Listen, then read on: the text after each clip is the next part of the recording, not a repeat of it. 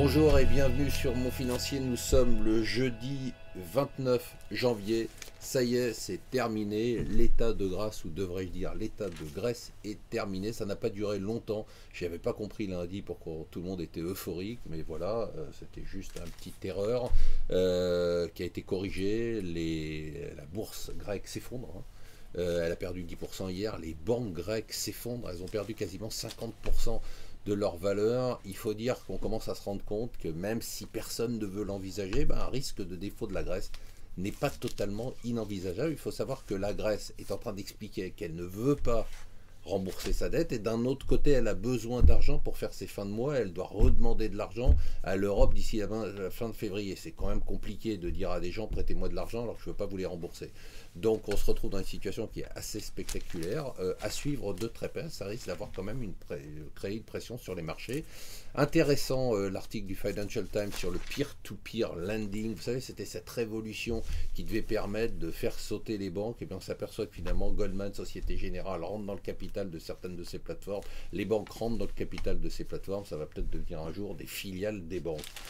Wall Street est en baisse, 3,5% depuis le début de l'année. Sur le Dow Jones, on a un différentiel qui est de 11% maintenant avec Paris. C'est quand même assez spectaculaire, même s'il y avait un gros effet de rattrapage à faire.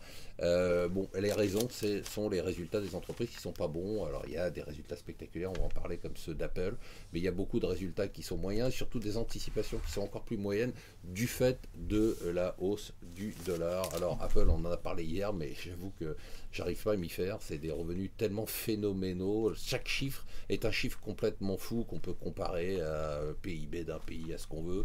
C'est juste complètement incroyable. Ce qui est aussi incroyable, c'est qu'on a eu les résultats de Facebook, doublement du bénéfice.